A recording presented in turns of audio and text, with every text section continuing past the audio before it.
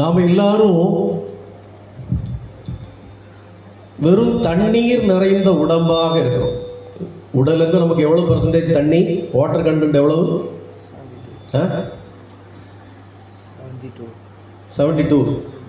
சரி, 75% உங்க பாடியில வாட்டர் கண்டென்ட். இந்த உலகமும் அப்படிதான், அதிகம் நீரால தான் நிரப்பப்பட்டிருக்கு. இந்த மாதிரி ஒரு புண்ணிய இடங்களுக்கு நீங்க வரப்போ உங்கள் மனதில் நிறைந்திருக்கக்கூடிய தண்ணீர் கொஞ்சம் பாலாக மாறும். அப்போ அந்த பால் அப்படியே உங்க இதயத்தில் இருந்துன்னா என்ன செய்யும்? பால் என்ன செய்யும்?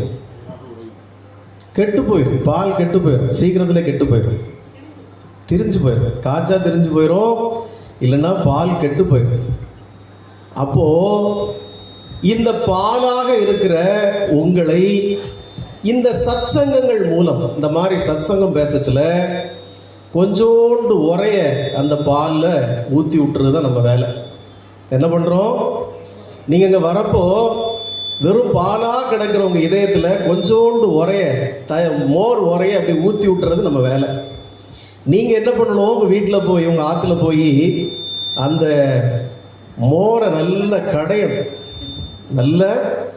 கடையணும். இங்கே என்ன சொன்னார் இவர், ஏன் அதை சொன்னார், எதுக்காக சொன்னார், இது எதனால் இப்படி சொன்னாருங்கிறத நல்லா போட்டு கடையணும். கடைஞ்சா அதில் என்ன வரும்? வெண்ணெய் வரும். வெண்ணெயை யார் திருடுவார்? கண்ணனுக்கு ஒரு வாட்டி வெண்ணெய் கிடைக்க கூடாதுன்னு சொல்லி கோபியர்ல ஒருத்தி, இன்னைக்கு இந்த பையன் எப்படி வெண்ணெயை திருடுறான்னு பார்ப்போம் அப்படின்னு சொல்லி யார் யாருக்கு வெண்ணெய் கொடுக்கணுமோ எல்லா வெண்ணையும் கொடுத்து கழிச்சு எல்லாத்தையும் டிஸ்போஸ் பண்ணி வெண்ணெய் பானையை காலியாக வச்சுட்டான். இன்னைக்கு இந்த பையன் எப்படி திருடுறான் பார்ப்போம் வெண்ணெய் அப்படின்னு இந்த கோபியர் ஒருத்தி கிருஷ்ணருக்கு இன்னைக்கு வெண்ணெயை கொடுக்க கூடாது அப்படி முடிவு பண்ணிட்டான். கிருஷ்ணன் வந்து பார்த்தா பானையில் வெண்ணெய் இல்லை. ஒரு கோவம் வந்துருச்சு. பார்த்தான், தொட்டில் ஒரு குழந்தை கிடந்தது, அவளோட குழந்தை. நல்லா கிள்ளி வச்சுட்டு போயிட்டான். கிருஷ்ணர் ஏன் அந்த குழந்தைய கிள்றாரு? வெண்ணெய் கிடைக்கலன்னு கோவத்திலையா? படுக்காளி பயில ஏண்டா திருப்பியும் பிறந்த, போன பிறவிலே மோட்சத்தை வாங்கிட்டு போயிருக்கலாமே, திருப்பி வந்து பிறந்து கிடக்கிறேன்னு கோவத்துல நுள்ளி வச்சு போயிட்டார், கிள்ளி வச்சு போயிட்டார். பகவான் ஸ்ரீ கிருஷ்ணர் வெண்ணெய் திருடுறார் சொல்றாங்களே, அவர் அந்த வெண்ணெயை திருடல. நான் இப்ப சொன்ன வெண்ணெயை தான் திருடுறார். உங்கள் மனம் வெண்ணையாக திரண்டு இருந்தால் அந்த மாய கண்ணன் வந்து உங்கள் மனதிலே இருக்கக்கூடிய வெண்ணையை திருடி கொண்டு சென்று விடுவார். நீங்கள் பாலாக இருந்தால் கெட்டு போய்விடுவீர்கள்.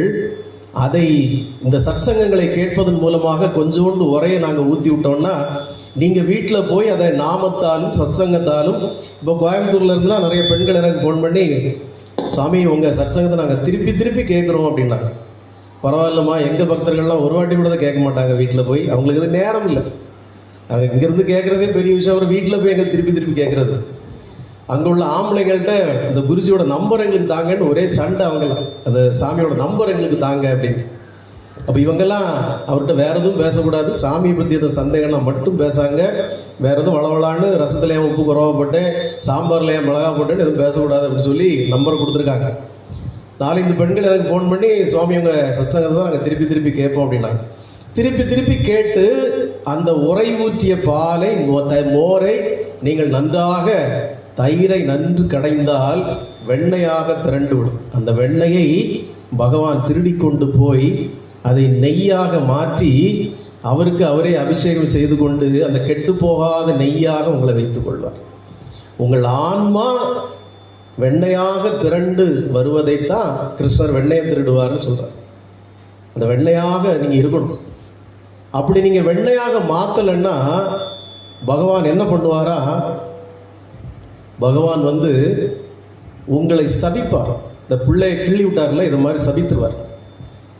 சத்தியமா நான் சொல்றது உண்மை. வேதத்தில் என்ன சொல்லியிருக்குன்னா, உங்கள் இதயங்கள் வெண்ணையாக மாறாத வரை உங்கள் குடும்பங்களில் தரித்திரியம் போகாது, உங்கள் இல்லங்களிலே மகிழ்ச்சி நிரம்பாது, உங்கள் திரு குடும்பங்களிலே ஒரு நாளும் நிம்மதியை நிலவாது அப்படின்னு வேதம் சொல்லுது. நீங்க இங்க வர்றதோட நிப்பாட்டிக்க கூடாது. இங்க பேசக்கூடிய கருத்துக்களை, பகவானுடைய நாமத்தை வீட்டில் போய் திருப்பி அதை அசை போடணும். போட்டு அந்த தயிரை கடையிற மாதிரி கடைஞ்சி உங்கள் இதயங்களை வெண்ணையாக மாற்றிக்கொண்டு விட்டீர்களானால் உங்களுடைய இப்பிறப்பிலாவது நீங்கள் மோட்சத்தை அடைவீர்கள், வைகுண்டத்தை அடைவீர்கள்.